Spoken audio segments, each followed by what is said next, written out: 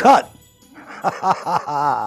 Welcome to Aardvark Interviews. My name is Andrew Aardvark, big ass actor on Instagram, Patreon, Aardvark Interviews. And today we have a special show. We have the comedian, Vince August, who is exceptionally a funny dude. I mean, he's in, right now, listen to the Aardvark here. He's in my top 10, well, top 5.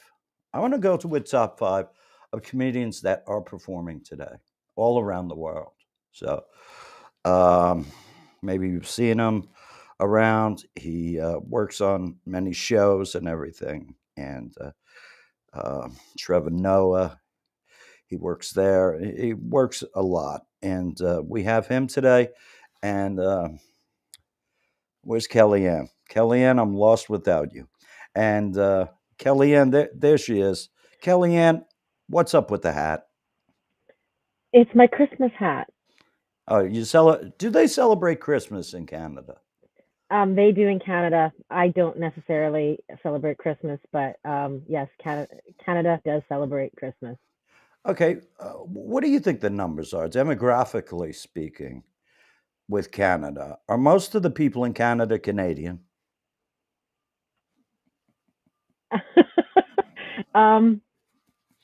I don't know. There's a lot of Canadians here, and I think it doesn't take much to be a Canadian. But yeah, we're gonna say there's a big large number that are Canadian.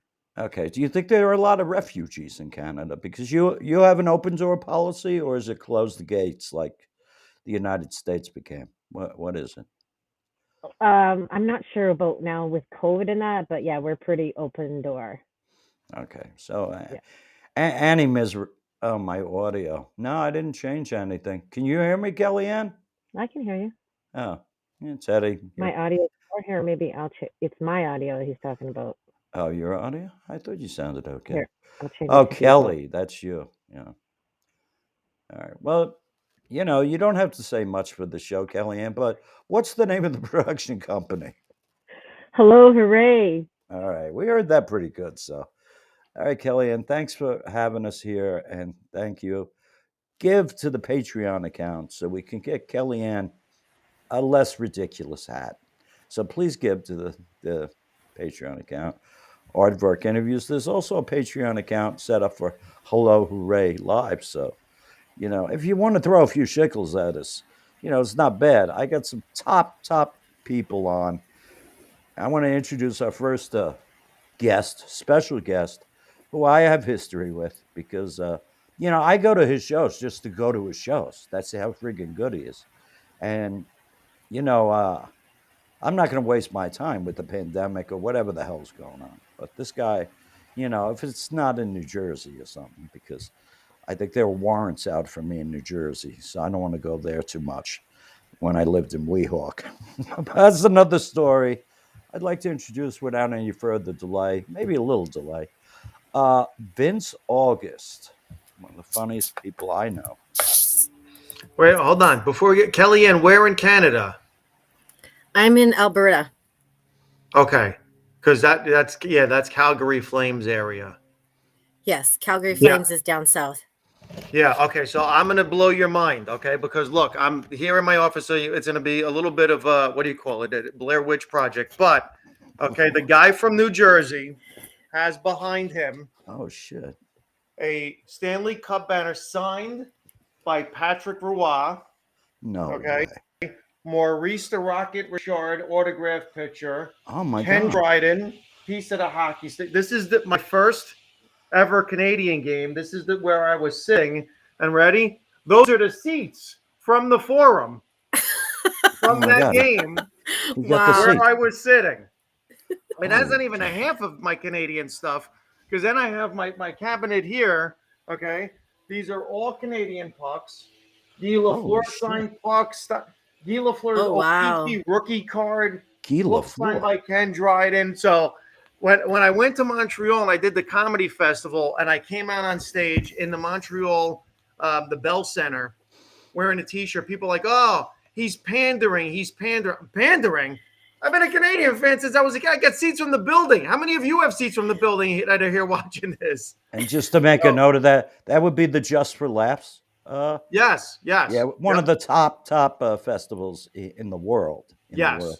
Another one's that one in Scotland. It's pretty good too. Glass. I understand. Yeah, I hear that's a great one. All right. So when didn't you go there, Vince? You know what? I have to tell you. So I did Montreal. Because you could go anywhere. I'm not kidding either. This guy is so fucking funny. It's off the rails. Go ahead, Vince. I have to be honest. The only reason I did Montreal Comedy Festival was because I opened for Trevor Noah when he was doing the original tour, the Loud and Clear tour. Right. So I was part of that in that I opened for him in the Forum. But we did Vancouver. We did some shows in Vancouver. And actually, one of the places we were supposed to play is, I think it's still called the Satellite Dome, where the Flames play in Calgary. I know that's on our trip. We're supposed to play in Edmonton, Oiler country, of course. And that's, It's funny because everywhere we're playing with this South African comedian is a hockey arena. Right. And he could probably care less, but I'm in my glory. Are you kidding me? Yeah. Just a point of information, Trevor Noah is that South African comedian. Yes. Yeah, so, and I go to all the hockey arena shows, and I bring a drill and an empty duffel bag to try to break into the locker rooms and steal whatever I can. How did you get hooked up with Trevor Noah, Vince? It's actually it was really an accident. So I was doing warm up for the Daily Show when Jon Stewart was there. I was the backup to their warm up comic. And then when John left and Trevor took over, Trevor had his guy. And I was basically told, thank you, but no thank you. And, for a while there, no one called me up or whatever. And in 2018, I had been doing comedy for, I guess at that point, 21 years. And the 2017 campaign was my worst year in stand-up for shows. I think that year I only did 100 performances, which is like 2 a week.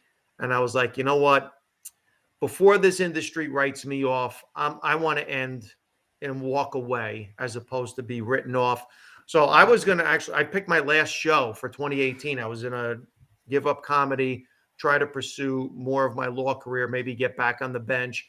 And then what happened was I got called in to do a warm up for the Daily Show. And I went in, I was like, perfect. I get to say goodbye to everybody here as part of my kind of farewell without them knowing it's a farewell tour. I went in, I did warm up. And then a couple weeks later, I got called up again. I did warm up again. And then I was told, hey, block out, Wednesday and Thursday a couple weeks from now. So I was like, that was weird. Because normally if someone's out, you find out last minute. So when I got this weird advance notice, I'm like, what's going on here?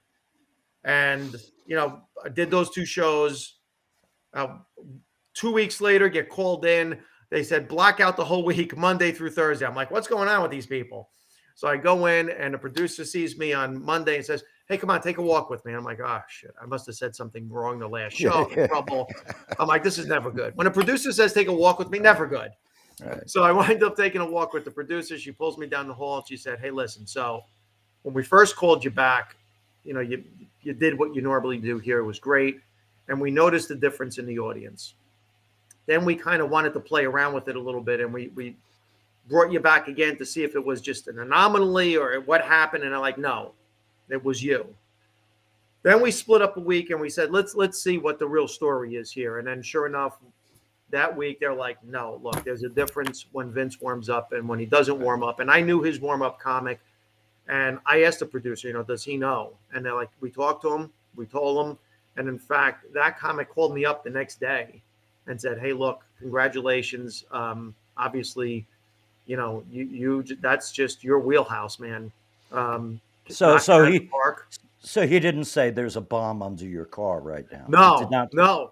I mean, it was the classiest move I can think of that cool. I've ever experienced with a stand-up comedian. Yeah. That is really cool. Yeah. Kellyanne, do you have a question for Vince? Yeah, Vince, how did you meet Andrew? That's a good question. How do you guys know each other? I think it was, I think it was just kind of on the circuit. Did I meet you at Caroline's the first time? Well, actually, a funny story. Yeah, I was producing a show, and I had you be the major what do they call that? The closer. Whatever the fuck. Yeah. Yeah. Closer. Yeah. The big person. Whatever. Yeah. I hate headliner. I like closer. Headliner. That's the word. I can't Yeah, remember. I like closer headliner. better. Yeah, the age is starting to dampen my spongy brain. But also a story about Vince. Good question, Kellyanne. I was diagnosed with prostate cancer like 3-4 years ago, and Celeste said to me, "Let's do a benefit somewhere." And I said, "No, just leave me alone. I'm in pain. I want to just die." You know, the Irish/Russian thing. Just leave me alone. I want to die. But she kept on it, and she went and looked around, and she said, "Are there any comedians you want to see?" And I said, "I want Vince August." So I told her to try and get you, and you were nice enough. Take your time. You didn't get paid a lot of money for this thing, and it helped my bills. There were massive amounts of bills when you get something like prostate cancer, which does kill people. So it's nothing to be laughed at in a way. So he performed. He was lovely. He spent his time. He talked to the people after. He didn't say, "Well, my limousine's here. Go fuck yourself." He just a fucking good guy is all I got to say. You see some comedians, you say there's a stick up their ass. The stick is not up the ass of Vince August. Do you remember that, Vince? I remember it very well. It was at Stand-Up New York. Yes, it was. Yeah, and you sat in the back, and you kind of just got it.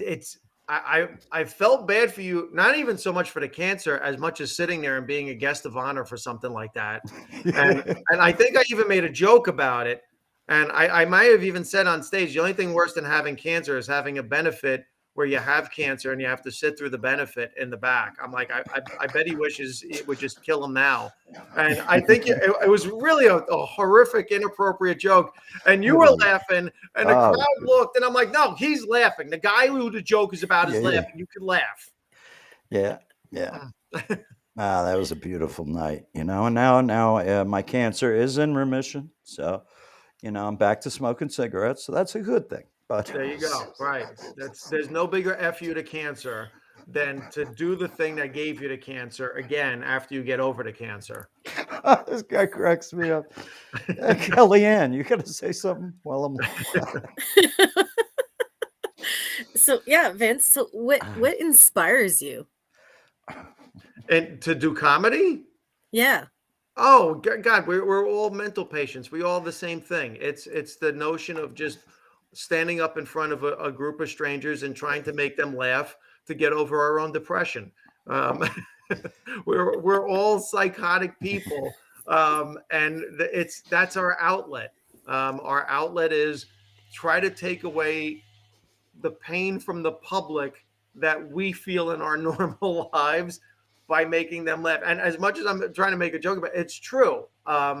You want to just make people somehow forget about the world, or at least make fun of the part of the world that's got them down, and just try to make everyone understand, look, there are things that are really bad, but even in those times you got to find a way to laugh, because if you just walk around miserable all day, that's not a way to exist. It's really not. So even in the darkest of times, let's find a way to laugh. And it's funny, because if you look at the history, at least of our country, whenever things were the worst, the shows that always did the best were sitcoms. So it just goes to show you that when people are at their worst, that's what they want to do. They want to laugh. They want to be entertained. So yeah, I guess that's really the main thing, is just trying to find a way. And God, especially now, break the monotony and find a way to just smile, laugh a little bit in all of this misery. All right, let me touch on something here. Vince, you were nominated as a judge. I was appointed. You were that's the word, appointed as a judge in New Jersey, correct? Yes. Yeah. And something happened that you had to make a decision about. Could you tell us what happened with that? Yeah, so I was an attorney, a practicing attorney for that point for about 10 years. I was doing stand-up roughly the same amount of time. And I got approached by the mayor of this town, actually one town away from where I grew up, where my father got his first job in this country, coming over from Italy. It's a town called South Hackensack. And the mayor called me up She's like, listen, we just took over the town and we're making appointees. And I thought they were going to call me in for like borough attorney or public defender for the municipal court, something like that. And she goes, we're looking for someone to, really kind of make everything an even playing field. And we understand you're not really politically affiliated. So I was like, no, in fact, I'm surprised you're calling me because I'm neither Republican nor Democrat. So I don't even know how you got my name. And she goes, well, that's why we have you here. So we want to nominate you for the position of judge. So I was like, wait a minute, like municipal court judge? She goes, yeah. I said, yeah, you probably shouldn't do that. And that night I was actually heading to Gotham Comedy Club to do a set. And back then we all had like a 6-minute DVD on us of our set in case we had to hand it to a club manager, a booker or whatever. So I literally go into my bag and I'm like, here, you should watch this. And I slide this DVD across the table to her and the borough attorney. And they're like, what's this, your comedy? And they're like, yeah. And they slide it back and they're like, no, we've seen it. I'm like, no, you should really watch it.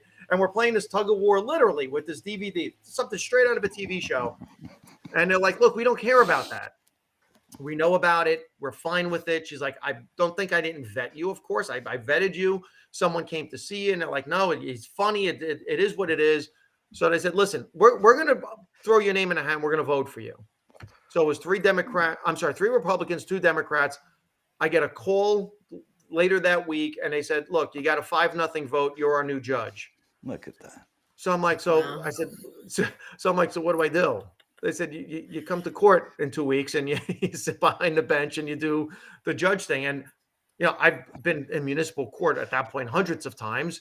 So I was like, holy crap, I'm the judge. So I went, I called the Superior Court judge who swore me in. I'm like, I think you got to swear me in again.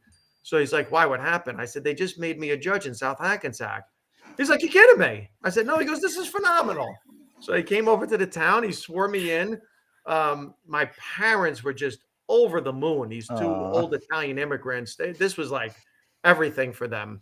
So yeah, I became a municipal court judge. And, we go through judge school. And halfway through judge school, they call it baby judge school. There's all these things you can and can't do. I just picture this judge that's about 2 feet tall or something. Yeah. And it's good because I'm bald. I look like a baby in many ways. So I go to this baby judge school and I tell them, listen, you guys should know right up front. I have an alias. I do stand-up comedy. I do some acting.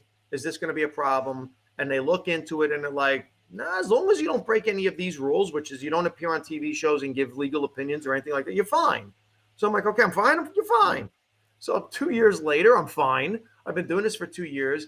Another judge gets in trouble who's like just appointed a judge. He releases a movie in the Hoboken Film Festival. You've probably never heard of it because it's not something you'd ever hear of. And it was a satire on Barack Obama. So this thing was already done before he was appointed judge. So this was probably a setup. And in fact, the name of the production company is Judicial Productions. As soon as it comes out, he's told resign. This was a setup. We don't know who was involved with this. Resign.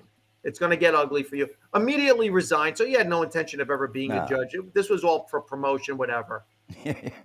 So I get called into the head judge's chambers. And he comes in and I sit in his office and he looks at me. He goes, hey, I got a letter to show you. And he shows me this letter. I'm reading this letter.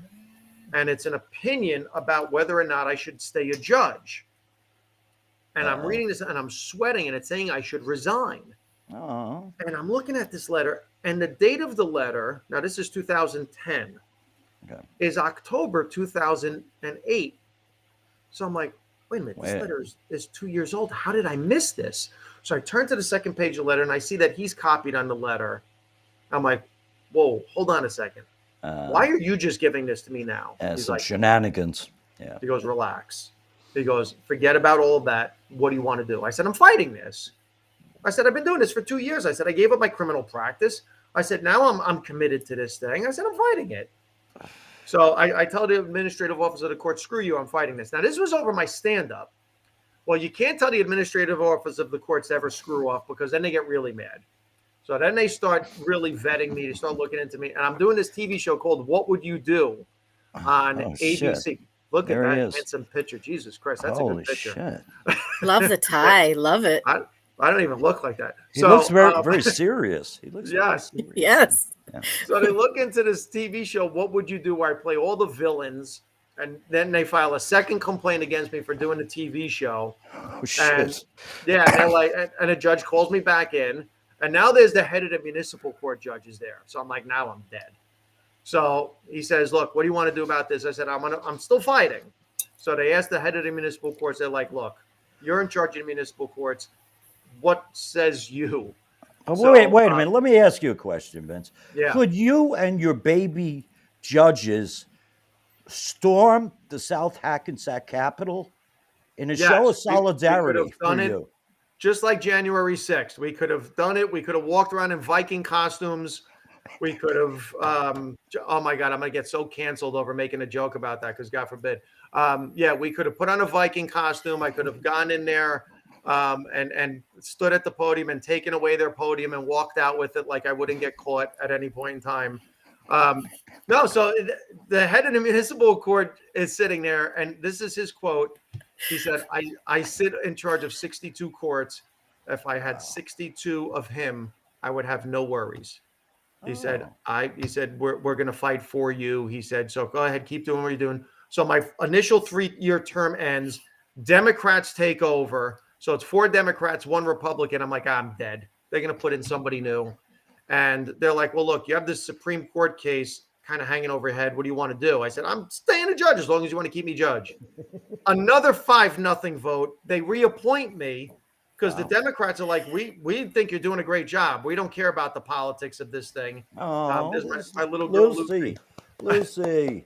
Yeah, so they reappoint me, and then it goes before the Supreme Court, and the Supreme Court says, look, you did everything right.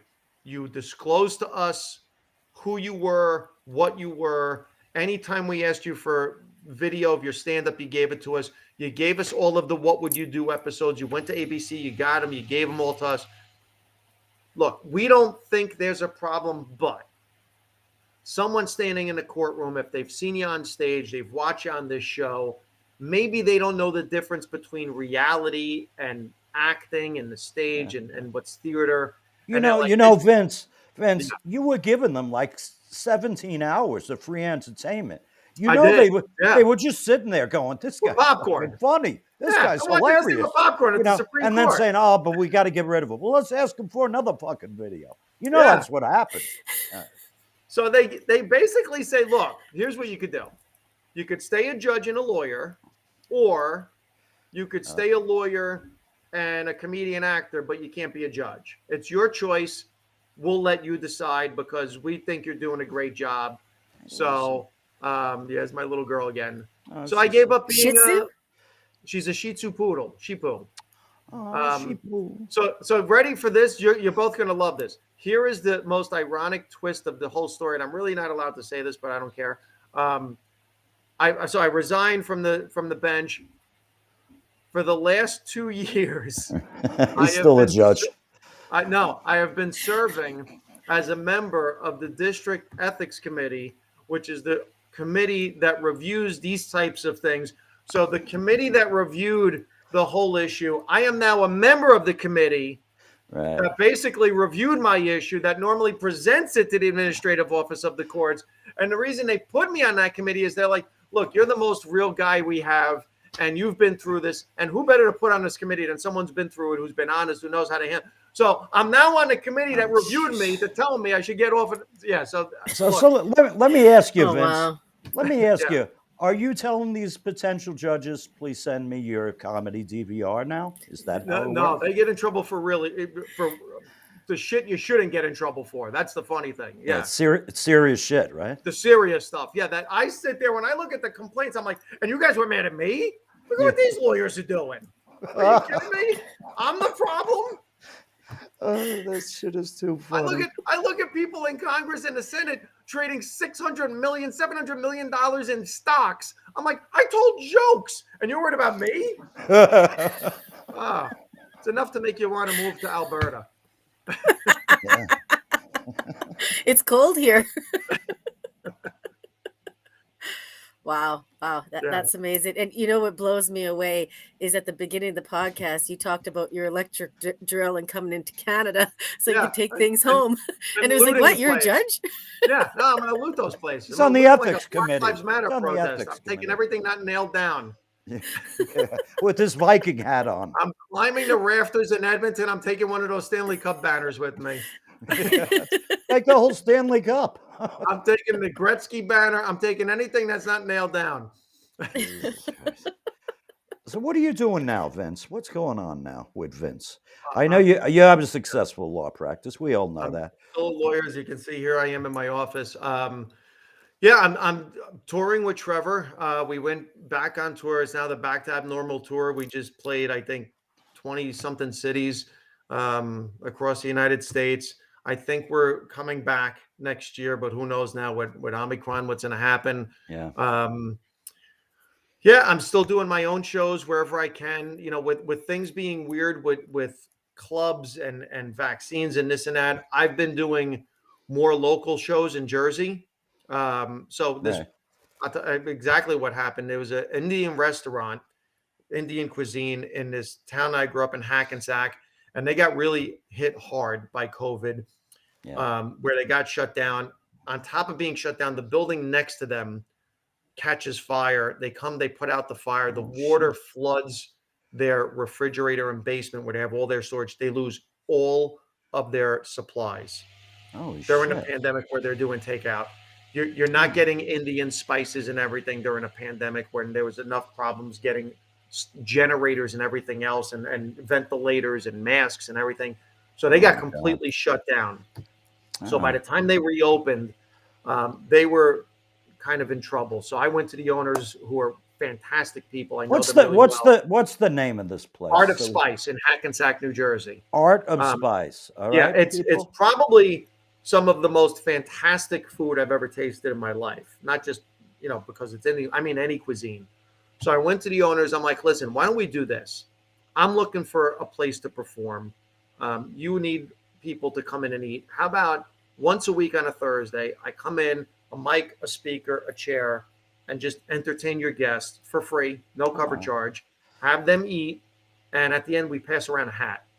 And whatever people want to throw in the hat, that's my pay. And we did that for like 10 weeks right before the tour. And I remember one night there were 3 people there, and they're like, I guess we're not going to do it tonight. I said, why? And they said, there's only 3 people. I said, that's more than enough for me.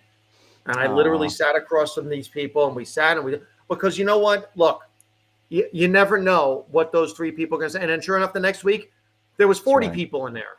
Right. So, it could basically cause a pandemic. Oh, yeah. All right. So we're going to take a break now. We have a surprise guest coming on that you don't know is coming on. But what the hell? That's what we do here. Somebody from your grade school. No, it's not one of those shows. Someone from your past. This is Aardvark Interviews. This show, Patreon is Hooray for the production company. For Aardvark Interviews, it's Aardvark Interviews. So that's the Patreon. Kellyanne, how much can I buy that hat for? $3. Is that good? $3? I paid $4. Okay, very good. And we'll come back with a great show coming up for you in 3, 2, 1.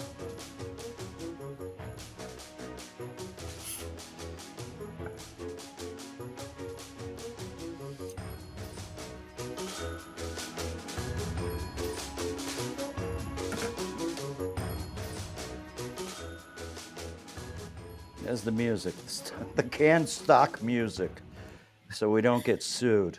But, Vince will be sued, it seems. True. All right, so tonight we have Vince August, amazing man, amazing lawyer. I was wondering, Kellyanne, do you think Vince tells jokes when he's in court, or does he take it very seriously? Or does he drop a few jokes? What do you think? You know what? That question went through my head about 4 times now. Right. It was like do you like throw in a little joke here on the side? I'm gonna say like you do take your job serious, but I think you drop some. I think you drop some in there. That's my guess. So here's I'm deadly serious in court. But because it's not about me, it's about my clients.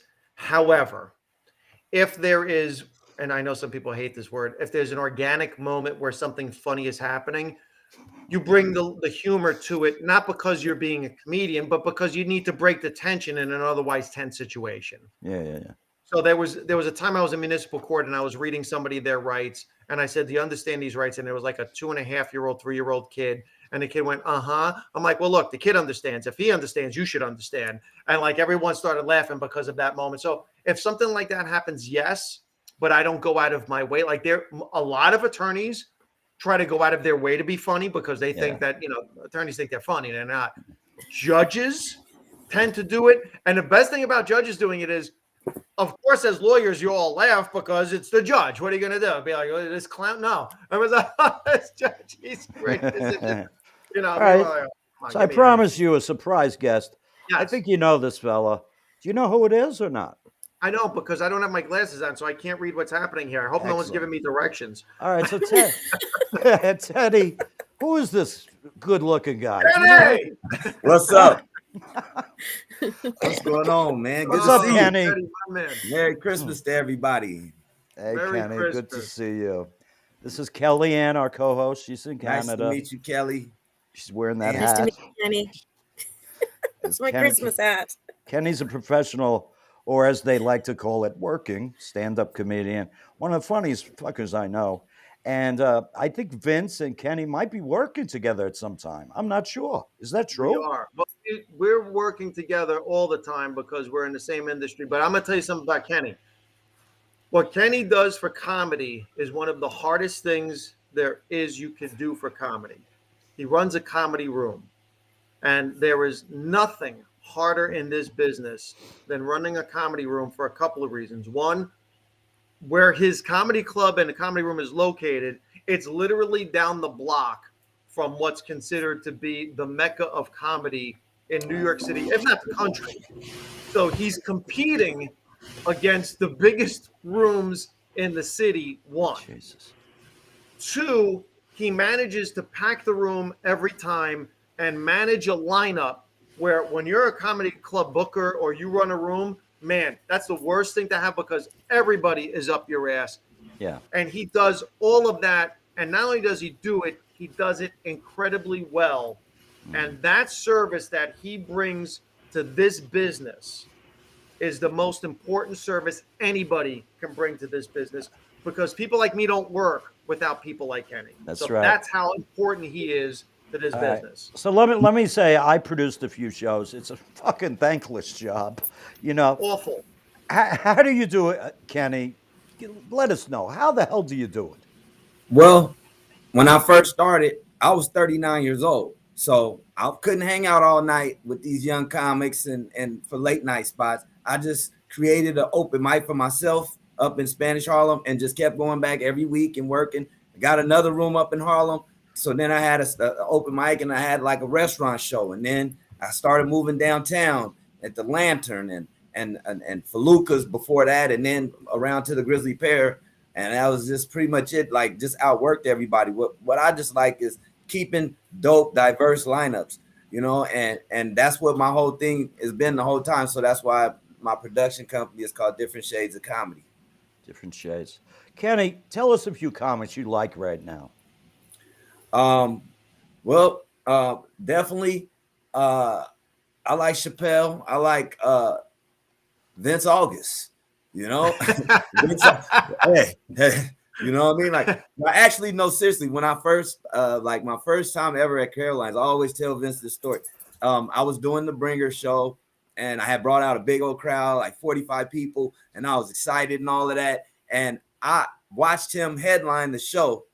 And it was just amazing. It was machine gun funny. And I was like, man, I spoke to him after the show. I just had to just be like, yo, I mean, how do you get like that? That's just, and he's just like stage time. You just got to be on stage all the time. All right. So Vince, you're doing a show. Is Kenny going to be on your show or something? Yeah. So with the tour being kind of in flux for next year, some dates opened up. So I started throwing some feelers out to people that do stuff here in Jersey because for me to drive back and forth to the city right now and do $25, $50 spots between paying the tolls to get over the bridge, parking and everything, I don't leave with money. And look, this pandemic is financially tough on everybody. And I took a beating for a year and a half. So for me, I started doing the Jersey stuff. And when an opportunity came and, this one booker said, hey, look, we want you to have an opening act and an MC. And I said, can I just kind of lump that into one person instead? And they're like, we'd rather have to. I'm like, no, trust me. I said, I want to do one person instead. I think it's just better that way. And they said, all right, can you tell us who it is? We'll look them up. I said, no, you don't look them up. I said, you take my word for it. Look them up. This is who I want. This is who I bring. You want me to headline? This is who I want. This is who I want to bring. And Kenny hadn't reached out to me or asked for spots or, hey, if you ever do. This was completely unsolicited. And the guy said, okay. So I reached out to Kenny. I said, hey, you available on this date? You want to open for me? And he was like, yeah. Because it came out of nowhere. I'm like, all right, here's the pay. Here's where it is. And, I haven't sent Kenny yet. Kenny, if I told you what to do, what not to do, notes or anything? Nah. No. Show up. Show up. Here's the pay. Here's your time. Come and work, because I've seen the hustle. I've seen him put in the work. Yeah. And because of the way he has given opportunities to young comics and people for stage time, someone needs to pay that back to him. And if I could be the person to pay that back, hey, he deserves it. I'm going to be the person to pay it back. So that's my man. Man, that feels good. Don't sit on your fat asses doing your comedy and think you're hilarious. Kenny, what have you done? I mean, you started 39 years old, which may be a little older for comedians. These kids coming in when they're 16 and shit like that. Yeah. Well, I mean, it was just an opportunity, and just think, you got to do it. You got one life, give it a shot. And I just said, I'll give it a few years. If it doesn't work out, then I'll walk away from it saying that I tried to do it. But I'm in a position now where, we're about to expand and do another pair in Midtown. And it's more stage time. It's just more networking. And it's just a stepping stone for more opportunities, because there's no end to the means. Now we got this machine moving. It's like it's just like I'm gonna go as far with it as possible, and eventually I just want to have my own place, period, in different locations around the country. And let me tell you something about what Kenny just said, that he didn't realize, a story that was told to me about 20 years ago when I got into the entertainment business, and he just spelled it out. And this is why Kenny is the successful person he is. Yeah. I was told when I first started in the business, you could be a junkie or you could be a dealer. And I'm like, what does that mean? They go, you could be one of those people who wants the fame, the success, and you get your name in lights. That's the junkie. Or you could be the dealer. And that's the person who produces, directs, puts together shows, and is part of the business. Which do you want to be? And then when I was first, I'm like, well, can I be a dealer with a little bit of a side habit? I'm like, because, we all have a little bit of an ego. I'm like, but yeah, I'm more dealer than I am junkie. And but Kenny, much like me and having Kenny has a business too. So he understands the business of entertainment. He understands the show business. So it's not only that Kenny knows the hustle. He understands, look, you know what? I don't want to have to rely on someone else for my supply. I'm going to be the supplier. I'm going to be the dealer. And that's why Kenny is where he is, what he's doing. That's why he's successful. That's why he's got the following he has, and the love and respect of all the comedians and the fans that come to the shows, because he does it right. How do you respond to that, Kenny? Man, it just feels good, because, I mean, what he's saying, that's what I take pride in. Like, I played basketball coming up, high school, state champion, college, national champs. And my whole thing has always been is that I am competitive. People try to say comedy isn't competitive. Yes, it is. For me, I want to always try to be the best. I'm not in it to be mediocre. So I'm going to figure out a way to position myself. Like in basketball, I wasn't crazy athletic. So I had to learn how to become a great shooter and, and learn how to play with a high IQ. And so it's the same thing. You transfer all that energy that I put into sports, and I'm Right. doing it with comedy, and it's coming out similar. Winning. All right. Winning. All right, Kellyanne, you're too quiet there. It makes me friggin' nervous. I'm Kelly, plotting. yeah, Kellyanne's my dealer. All right. So, Kellyanne, do you have a couple of questions for our esteemed guest tonight? Kelly's questions. I definitely do, and I'm gonna start with Vince because I can't get that cordless drill out of my head. So I know this isn't the answer, but what is a piece of technology that you could live without? And we know it's not the cordless drill. Oh God, a piece of technology I could live without. Let's see. That's a tough one because my business relies upon my computer and my cell phone. Wow. I'm trying, you're so dependent upon technology sometimes. I tell you what, these things in my ears, I can't stand them. I could live without them. I could live without earbuds. Yeah. This is because, when I run on the treadmill, whatever, I could do away with this. I could go back to Walkman style with the wire and all of that stuff. Yeah. So you can Earbuds. live with that. What was the question, though? I thought it was Technology I could live without. live without or live Yes. can't Live without. What was Live the without. question? That you can live without. Yeah. Oh, okay. I'm Yeah. so Earbuds. fucking stupid. All Get right, rid of so- earbuds because they look all right. weird. I look like Yeah, that scene I when hate there's my something earbuds about too. Mary. Yeah. Remember when he had the semen hanging down? Yeah, that's what I look like. Yo. All right. Okay, Kenny, I have a question for you. First of all, what are you wearing before I Oh, ask my this is- question? But this necklace or my sweater? Your sweater. Oh, the sweater. I'm an old school low life guy, so I wear a lot of Ralph Lauren polo. I'm a gentleman. Okay, And then well, this is I bought this from an African lady on 116th Street, and I was like, "Where's it from?" She said, "Zim, Ghana." All right, whatever. okay, I got actually two questions for you, but my first question is going to be, what is the worst thing you ever wore? The Well, worst it's thing right I've there, ever- right now. Isn't that it? No? I mean, Oh, I love what you're wearing right now. I've worn I've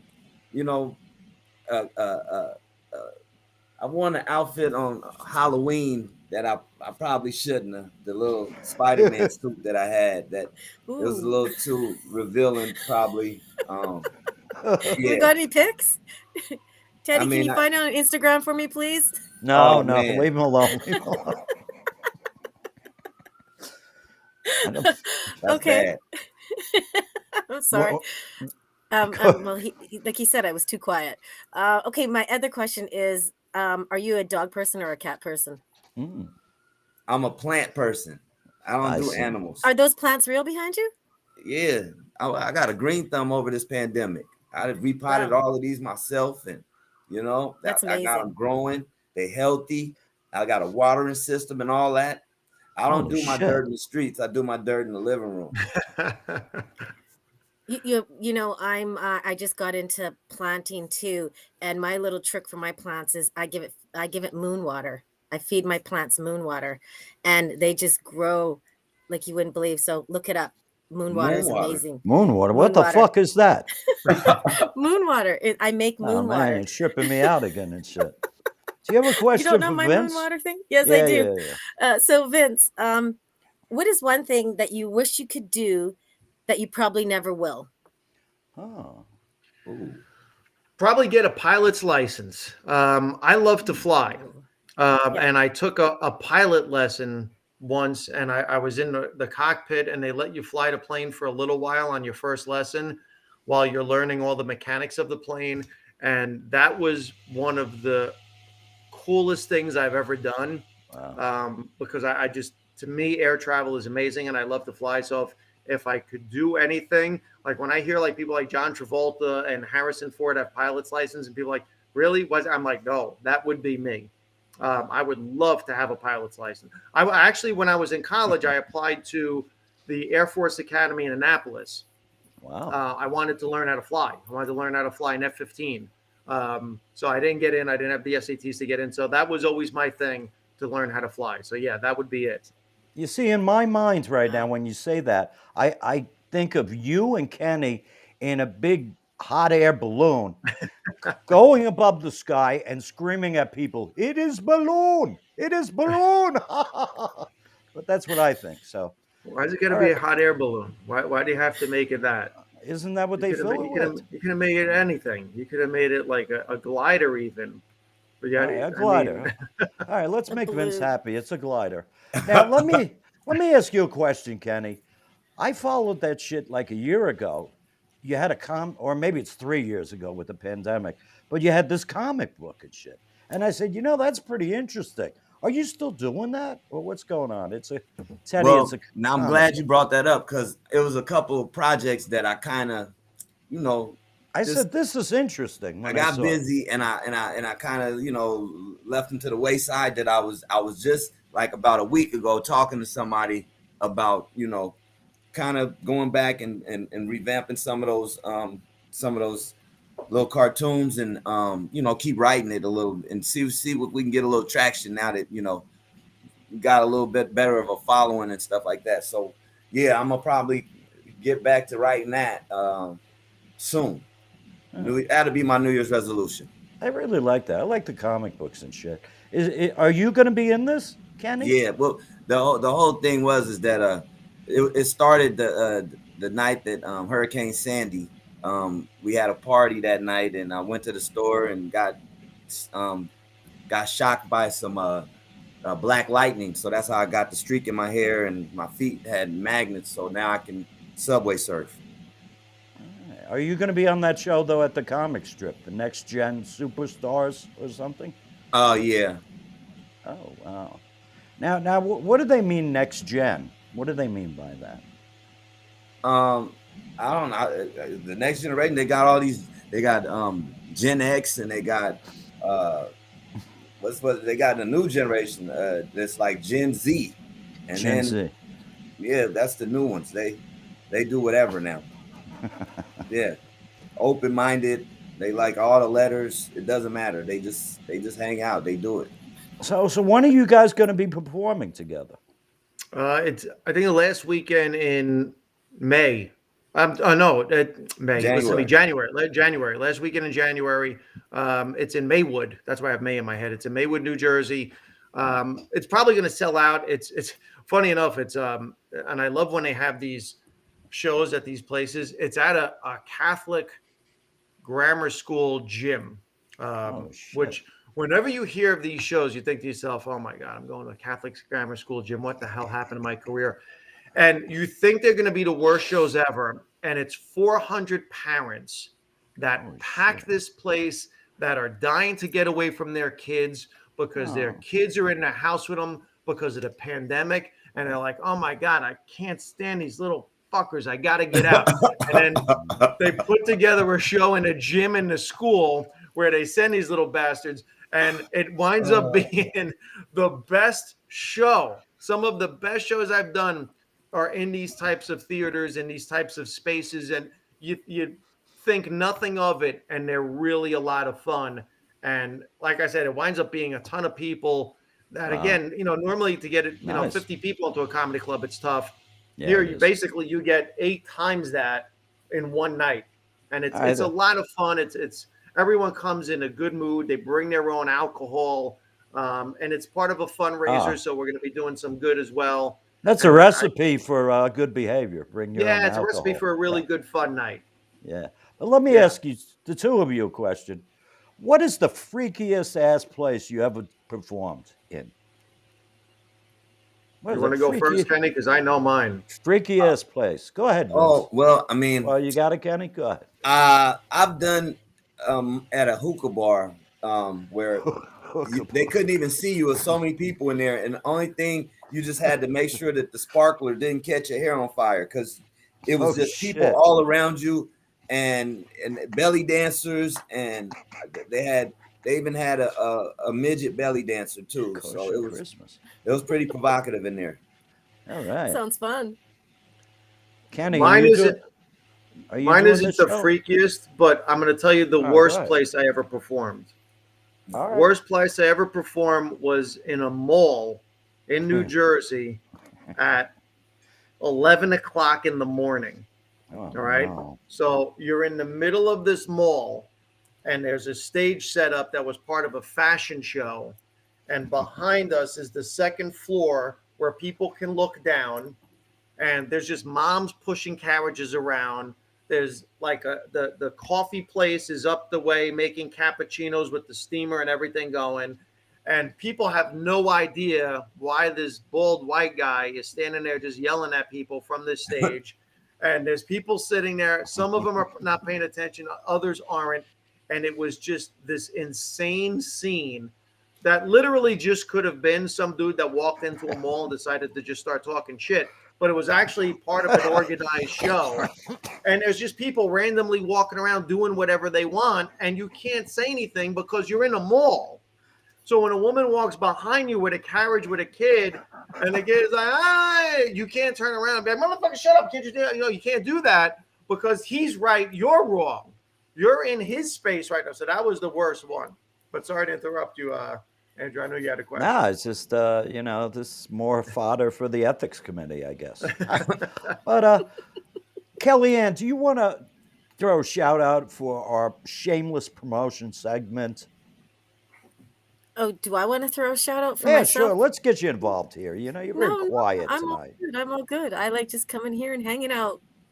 Well, I mean, just all right. This is a section of our show called Shameless Promotions. Oh, okay. I see what you wanted me to do. I'll get it next time. All right. So what do you guys got coming up? We got last weekend in January. What do you want to promote? What do you want to promote? Throw out a bunch of shit. Right, Kenny. Oh, well, we got shows every day at the Grizzly Pear. We 8 p.m., 10 p.m. and midnight every day of the week. Holy shit. My shows are Thursday at 8 and 10, Saturday at 8, 10 and midnight, and Sunday at 8 and 10. But all the other shows I'm doing sets as well. So I'm like, hey, come on out, any night of the week. It's always a different crowd and always different lineups. So yeah, man, I can't wait till things start to really die down with this whole COVID thing, so we can start to get some real crowds in there again. Sometimes the crowd's been good, but sometimes people get a little scared right now. All right, let me ask you a question quickly. Do you have any copies of this Above Average Black Man comic book? I only have just online stuff. Oh, it's online. Nothing, no paper copy. Okay, good enough. Anything else, Kenny? Nah, man, I just appreciate the opportunity. I want to thank you guys for having me, and thank Vince for having me open for him. This year ended good as Christmas came early. Oh man, you're sweet. You're a great dude. I'm so happy you came on the show tonight. All Vince, right. what do you got? What do you got besides the hot air balloon? What do you got? Just the tour dates with Trevor, and I tell people right now I'm directing everyone to my Instagram page, which is at Vince August. I was doing videos during the week. I would post them to YouTube. I'll be honest, it's hard for me to keep up with that, and I know I'm really bad at it, and that's why I give people like you credit for doing these podcasts. They're a commitment. They're really hard to do when you have a law office and you have people that are depending on getting them out of trouble or doing their closings or getting them divorced. I wish I had more time to do this stuff. It's a huge service to people because everyone's always looking for a new podcast. So every now and then I'll put together a video. I did one this week about worst gifts to give. And I came up with the number one gift is when people mail you that tin of popcorn as the worst Christmas gift ever. Never mail anybody a tin of popcorn for $50 that has $5 worth of popcorn in it. That's just stupid. That is, you must have Bitcoin money to do shit like that. Please don't waste money like that. Just send me the $50. I promise you I will buy anything but popcorn. Do you know how much $50 worth of popcorn is? You will never need to buy popcorn for the rest of the year if you bought $50 worth of kernels. So don't ever send anybody a tin with actually popcorn. But yeah, I'll do stuff like that. But yeah, just follow me on Vince August. And if you're the type of person, this is one thing I say, and I'm sure, I don't know if you guys feel about this. I don't care if you think I'm not funny or you think something I put out isn't funny, just don't troll me for the purpose of making sure you say everything that I do isn't funny. Because if you don't like anything I do, just don't follow me. But there are people that just they sit there and wait, and they don't comment on shit all year long. Then the second you put something, this is not funny, I can't stand it, I'm offended. No, go away, man. So I don't get into internet fights with people. So if you're gonna write on this thread, oh, the comedian from Jersey sucked, I can't say what, I don't do that. I immediately block people. There was a comedian that even made a comment about, I forget who it was, about how he doesn't understand cyberbullying because it's not like the computer is going to follow you around the house. You just walk away from it.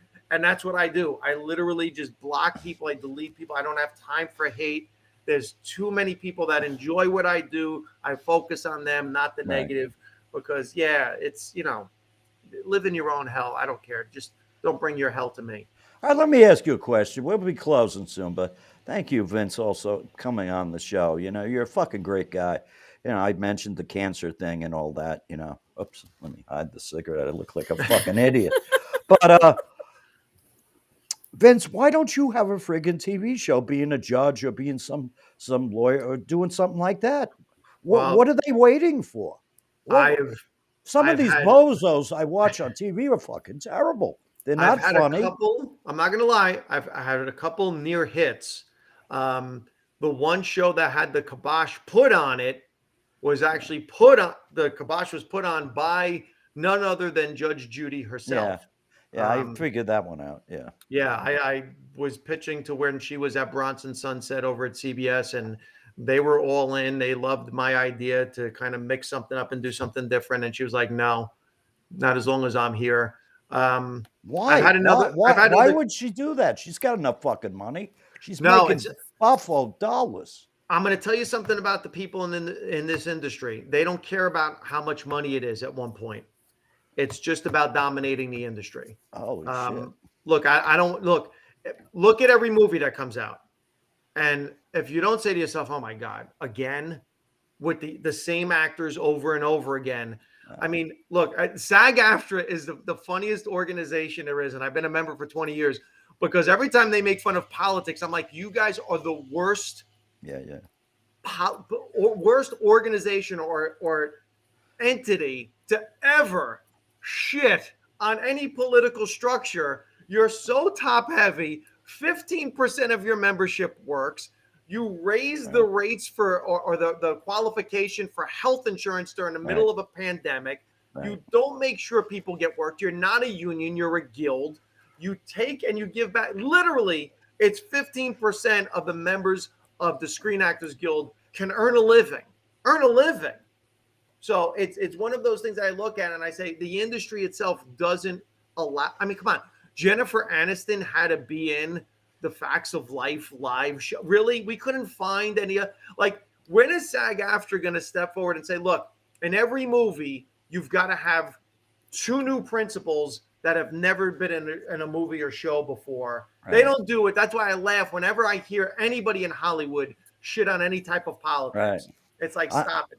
Even with the stand-up specials, Kenny sees how many comedians that are killing it out there. Then there are comedians that can't get arrested in comedy clubs in New York City, and they're performing on Fallon, on Kimmel, on this one. And you're like, what? Get out of here, man. Jesus Christ. Kenny will tell you. He knows he's smiling. Man. He don't want to say it. I just try to stay positive, man. I try to be like, you know what? I have no control over those things. That's it. They know in their heart that that's not really somebody pulled a string. That's it. That's it. I belong to Actors Equity, the theater play union, and I got cast in an off-Broadway play, another one, and it was a Black produced play. It was Black actors. I was like the only white guy in the play or something. I was fucking down. I spoke to the team. It was great, fucking great, And then they had to bring it to Actors Equity because it wasn't an Actors Equity production. And Actors Equity turned it down, saying this, that, the other thing, right? Then the next day they had like a webinar about how much they are into inclusion. And I'm like, what the fuck are you saying here? Inclusion? You just stopped me from doing this play, which I would have done for money, for peanuts. Because Yep. you know, guys, we don't do this for the big fucking money, obviously. No. But I love the team. I talked to the director on the phone. He loved my southern accent. He loved the making bacon. He loved the whole bit. And they pulled the fucking plug on me, and I was like, "Come on, man, stop the shit right now." What do you think, Kenny? I don't know, man. Like I said, it's things you can't control. You just gotta don't harp on it, because it's another opportunity right around the corner. That as long as you keep working, something is gonna happen. Yeah, but I wanted this to be in this and that. That still pisses me off, Kenny and Vince. Talk about political bullshit and all this. All you could worry about is you. You can't worry about the system. You can't, and just do your work, get out there, and a lot of this is cyclical too. The pendulum swings every which way. I don't begrudge people getting work for whatever reason, but to me, when I see the industry and you look and say, what's the number one show on Netflix? Squid Game. Then you see Money Heist, and you see some of these shows that have people that no one knows because they're foreign shows from different countries. And it's not, if that doesn't tell the industry, look, we want different. It's not, we just want to see different faces. We don't want to see the same people over and over. I mean, come on, I'll be honest. I think from what I can see, he seems like a really nice guy. I don't want to see The Rock in anything anymore. My man, take a break. Take a break. You know what I'm saying? Sometimes I pray at night that Steven Seagal will come back and return for all of us. But that's what I'm saying. But you see what you just said? And we did that with Steven Seagal. This is what we do. We latch onto somebody, Sylvester Stallone, Arnold Schwarzenegger, and we just the same guy over and over and over again until we beat that to death. We did it with Angelina Jolie. We did it with Clooney. Just give opportunities to everybody, right? And see what happens. Yeah, I'm gonna put in a plug for the off-Broadway play I did before pandemic. It's called With a Little Help. It's John Belushi. It's up for several awards at BroadwayWorld.com. So anybody out there watching on Facebook or YouTube or whatever, please go there and vote for us, because I don't know why, but please do it. I'm not going to get $1 million, but why not a win? Why not a win for this cancer-stricken dude here who's in remission? Kellyanne, do you have any closing words for our esteemed? Oh, there it is. Thank you, Teddy. For our esteemed guest today, who I can't believe I got Vince August and Kenny in one setting. This is my Christmas.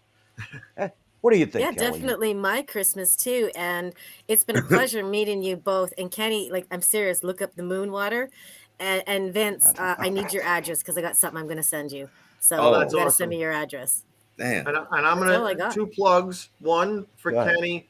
Again, the Grizzly Pear, the most comic-friendly room in the city where it's comics that hustle. He runs a professional show right down the street from one of the biggest clubs in the city, and it's as good as the club down the street. So check out my man Kenny, see what he's doing. He's a hustler. And for Kellyanne, you said about twice in that Canadian accent. I don't know how my clothes stayed on either time.